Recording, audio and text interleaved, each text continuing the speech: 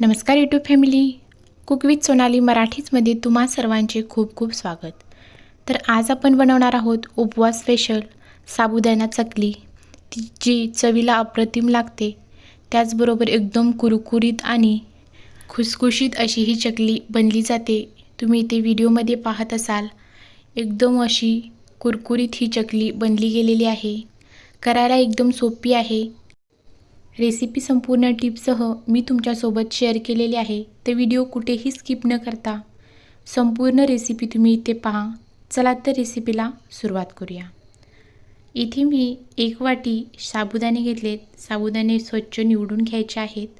आता आपण हे साबुदाणे एका बाउलमध्ये काढून घ्यायचे आहेत. साबुदाणे बाउलमध्ये काढल्यानंतर स्वच्छ 2 वेळा पाण्याने धुवून घ्यायचे आहेत. इथे मी 2 वेळा पाण्याने स्वच्छ हे साबुदाणे धुवून घेतलेले आहे. आता त्याच वाटीने अर्धी वाटी मी या साबुदाण्यामध्ये पाणी घालणार आहे. साबुदाण्याच्या थोडंसं वरती असं इतपतच आपल्याला हे पाणी घालायचं आहे.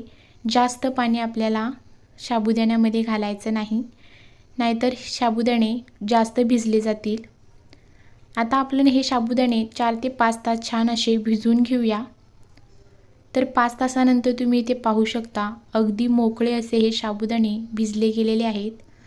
आपल्याला जसे हवे होते अगदी त्याच पद्धतीने आपल्याला इथे हे परफेक्ट असे साबुदाणे भिजवून तयार आहेत. साबुदाणा चकली बनवताना प्रमाण हे अगदी परफेक्ट असलं पाहिजे.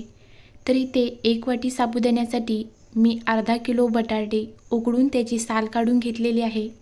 आता आपण हे बटाटे खिसून घेणार आहोत. तर एका ताटामध्ये मी छोटीशी खिसणी घेतली आणि त्याने हे सर्व बटाटे खिसून घेणार आहे. तुमच्याकडे जर खिसणी मोठी असेल तर तीही वापरली तरी चालेल. अगदी छान असं हे सर्व बटाटे एकसारखे असे खिसून घ्यायचे आहेत. अजिबात त्याच्यामध्ये मोठे मोठे असे बटाटे राहता कामा नये. तर इथे तुम्ही पाहू शकता, मी सर्व बटाटे अगदी मऊसूत असे खिसून घेतलेले आहेत. आता मी इथे एक मिक्सरचं भांडं घेतलेलं आहे. त्या मिक्सरच्या भांड्यामध्ये मी एक लाल मिरची घेतलेली आहे, जी कट करून आपण ही छान अशी बारीक वाटून घेऊया. ते इथे तुम्ही पाहू शकता, अगदी जरा थोडीशी ओबडधोबड अशी ही मिरची वाटून घेतलेली आहे. आता गॅसवरती कढई ठेवली. कढई गरम झाली की ज्या वाटीने आपण साबुदाणे घेतले होते त्याच वाटीने इथे 1.5 वाटी मी पाणी घेतलेलं आहे. आपल्याला जास्त पाण्याचा वापर करायचा नाही. आता या पाण्यामध्ये आपण 1 चमचा जी मिरची बारीक पेस्ट करून घेतली होती ती घालायची आहे. अर्धा चमचा जिरेपूड घालायचा आहे. चवीनुसार मीठ घालायचं आहे. आणि चिमूटभर मी इथे पापड खार वापरलेला आहे. आता हे सर्व एकदा व्यवस्थित मिक्स करून घ्यायचं आहे. पाणी बऱ्यापैकी गरम झाल्यानंतर आपण जे भिजवून घेतलेले साबुदाणे आहेत ते आपण ह्या पाण्यामध्ये घालून घ्यायचं आणि पुन्हा एकदा हे सर्व मिश्रण व्यवस्थित असं मिक्स करून घ्यायचं आहे. सुरुवातीला आपण थोडंसं साबुदाणा या पाण्यामध्ये शिजवून घेणार आहोत. तर इथे तुम्ही पाहू शकता, बऱ्यापैकी हा साबुदाणा छान असा शिजला गेला आहे. इथे तुम्ही पाहू शकता, याला आता उकळी पण येत आहे. आता याच्यामध्ये अर्धा चमचा लाल तिखट वापरलेली आहे. तिखट घातल्यानंतर पुन्हा एकदा हे सर्व मिश्रण व्यवस्थित मिक्स करून घ्यायचं आहे. आणि आता या स्टेजला आपण जो खिसून घेतलेला बटाटा आहे तो आपण या साबुदाण्यामध्ये संपूर्ण बटाटा घालून व्यवस्थित असा हा मिक्स करून घ्यायचा आहे. अगदी एकजीव असं हे साबुदाणा आणि बटाटा झाला पाहिजे इतपत आपल्याला हे व्यवस्थित असं मिक्स करायचं आहे. ही संपूर्ण प्रोसेस करताना गॅस अगदी लो मीडियमवरतीच ठेवायचा आहे.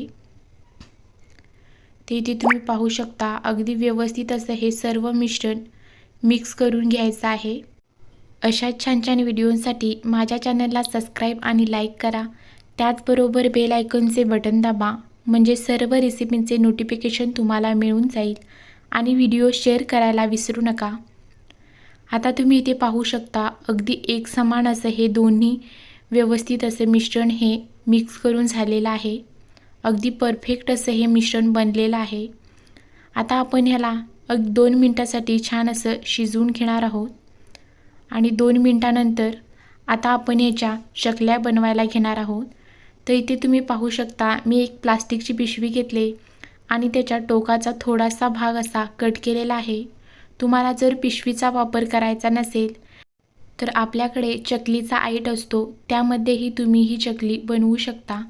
आता या पिशवीमध्ये चमच्याच्या सहाय्याने तुम्हाला जेवढं मिश्रण हवं आहे तेवढं या पिशवीमध्ये घालून घ्यायचं आहे. आणि तुम्ही इथे पाहू शकता ही चकली बनवण्यासाठी अगदी छोटीशीच बाजू मी इथे कट करून घेतलेली आहे. तर आता आपण ह्या चकल्याचा एक प्लास्टिक अंतरायचं आहे आणि त्याच्यावरती आपण ह्या अशा व्यवस्थित अशा ह्या चकल्या बनवून घ्यायच्या आहेत. तुम्ही इथे व्हिडिओमध्ये पाहू शकता किती व्यवस्थित अशी परफेक्ट अशा ह्या चकल्या बनल्या जात आहेत.